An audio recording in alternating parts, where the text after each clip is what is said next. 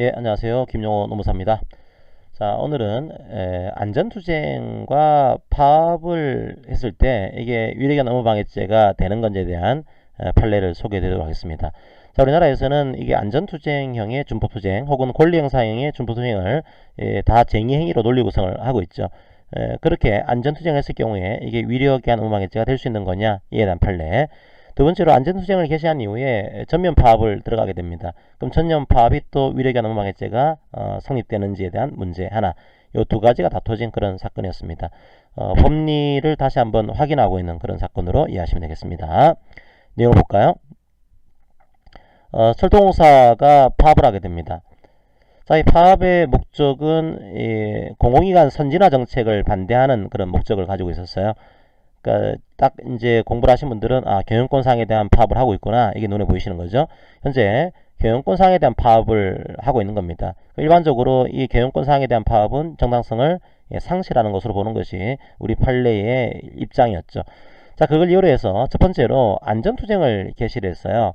안전투쟁은 자격규정이나 안전규칙을 철저하게 준수하는 겁니다. 일종의 의무를 철저하게 지키는 그런 차원이 있습니다. 뭐 그런 차원이 있다고 하더라도 우리 판례에서는 이것도 사용자의 정상적인 사업 운영을, 업무의 정상 운영을 저해하는 행위로 봐서 이걸 쟁의 행위로 논리 구성은 하고 있어요. 그런데 안전투쟁을요, 뭐 하니까 제한 속도를 준수하는 식으로 안전투쟁을 하고 있는 거죠. 결과가 그렇게 뭐 심각하지 않았습니다. 안전투쟁 초기인 5월 1일, 뭐 5월 1일, 5월 4일 요 경우 빼고는 열차에 대한 지연 운행이 없었어요. 그리고 미리 예고도 했겠죠, 그죠? 그러니까 조금 몇 대 아주 크지 않은, 뭐 규모가 크지 않은 그런 열차를 10분에서 46분간 지연 운행을 한 그런 케이스입니다. 아주 결과가 뭐 심각하지 않았다. 이걸 이해하시고 내용을 보시고요. 두 번째로, 자, 그래도 이제 여러 가지로 문제가 해결이 안 되자 이제 첫 번째로는 지역적으로 순환 파업을 실시를 했고요. 그래도 되지 않자 전면 파업을 26일부터 12월 3일까지 실시를 하게 됩니다. 노조가요, 미리 일정은 예고를 했어요. 보통 예고를 합니다. 이 케이스는 이제 우리가 얼마 지나면 파업할 테니까 빨리 교섭을 타결하자, 이런 식의 목적을 위해서 일정을 예고를 하겠죠. 그리고 이 사업장이 필수 공익 사업입니다.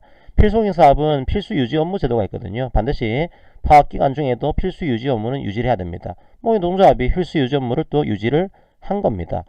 그리고 또 필수 공익 사업의 특징 중 하나는 대체 근로가 파업 참가자 수의 100분의 50을 초과하지 않는 범위 내에서 할 수 있어요. 그죠? 사측이 파업을 한 기간 동안에 대체 근로도 그 범위 안에서 투입을 한 겁니다. 그런데 뭐 결과가 약간 좀 많았던 거죠. 이제 영업 수익 손실이 꽤 상당했고, 대체인력 보상금 지출 때문에 손해가 좀 발생했다. 뭐 결과가 어쨌든 상당히 뭐 손해가 있는 것으로 나왔다, 이렇게 이해하시고 내용을 보시기 바랍니다. 자, 이걸 이유로 해서 이거 불법 파업이다, 정당성을 상실한 파업인 거다. 이제 정당성 상실한 파업이라고 하는 것은 우리 판례가 지금까지 경영권상에 대해서는 일관적으로 얘기를 하고 있는 그런 내용이긴 합니다. 그걸 이유로 해서 검사가 위력이한 업무방해죄로 기소를 한 그런 케이스입니다. 그럼 이게 위력이한 업무방해죄가 될 수가 있는 거냐, 이게 다퉈진 그런 사건이에요. 왜냐하면 이 판례가 나올 때쯤 되게 되면 위력이한 업무방해죄의 판례 법리가 달라지게 됩니다. 모든 쟁의행위가 위력인 것은 아니고, 이게 개시가 전격적으로 이루어져야 되고, 결과가 사업운영에 막대한 혼란을 끼쳤다, 심대한 손해를 끼쳤다, 이 경우에만 위력인 것으로 인정을 하고 있거든요. 이 케이스는 다 파업을 예고를 했고, 특히나 안전투쟁 같은 경우에는 결과도 심각하지 않았어요. 그 경우에 이걸 위력이한 업무방해죄로 처벌할 수 있는 거냐, 자, 이 내용이 지금 다퉈진 겁니다. 한번 판례 법리를 볼까요? 이 케이스는 판례 법리는 달라진 것은 없습니다. 단지 판단한 그 사건의 결과가 좀 비판을 받고 있는 내용입니다. 볼까요?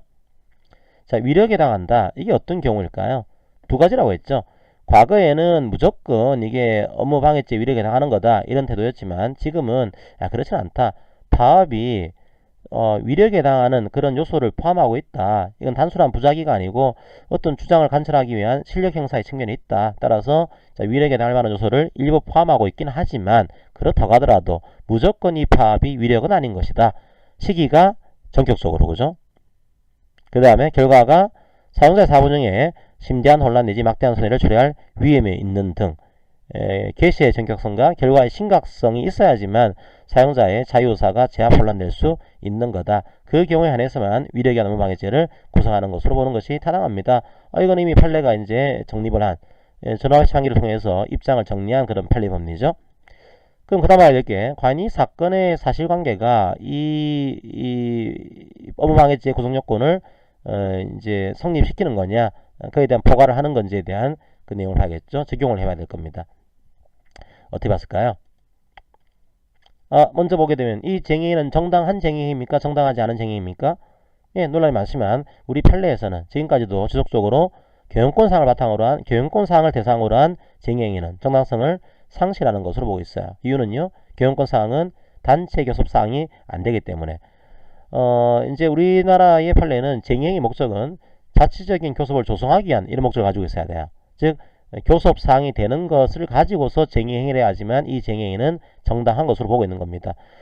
그런데 우리 판례는 경영상 이제 결단에 속하는 사항, 이런 고도의 경영의사 결정사항, 경영권 사항은 원칙적으로 교섭사항이 될 수가 없다라고 하는 태도를 가지고 있습니다. 따라서 이걸 이유로 한 쟁의행위도 정당하지 않은 것으로 보고 있는 거예요.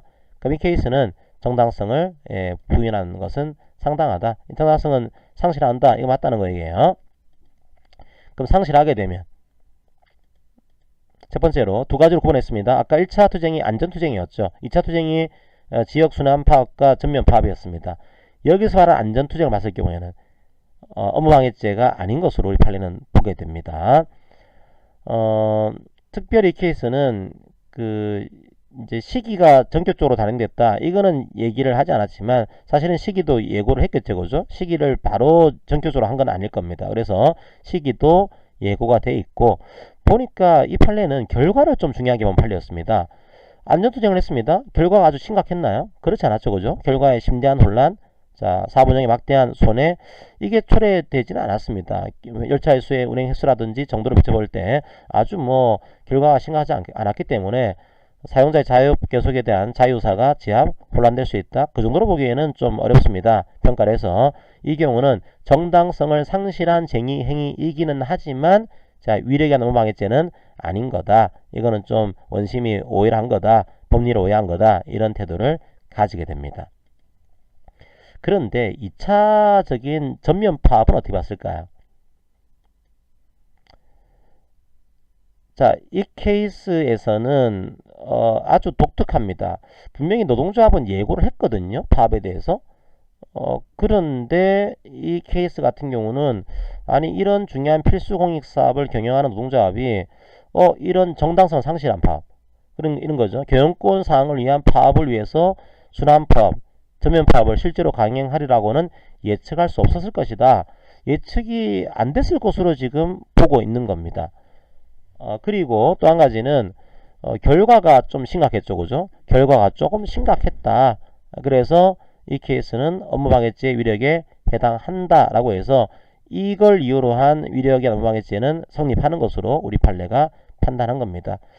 비판이 조금 있죠, 그죠? 실제로 필수 유전물을 유지를 해왔고 대책으로도 활용을 하고 사용자에 대해서 예고도 했고 그럼에도 불구하고 예측할 수 없었다고 평가를 하고 있고 결과가 심각했기 때문에 이거는 위력인 거다. 이렇게 하게 되면 이건 파업권이 심각하게 제약당하는 그런 결과를 초래한 것이 아닌가, 이런 비판도 있습니다. 하지만 이 판례에서는 결론적으로 여기에 대한 위력의 업무방해죄는 성립이 되는 것으로 파악을 한 겁니다.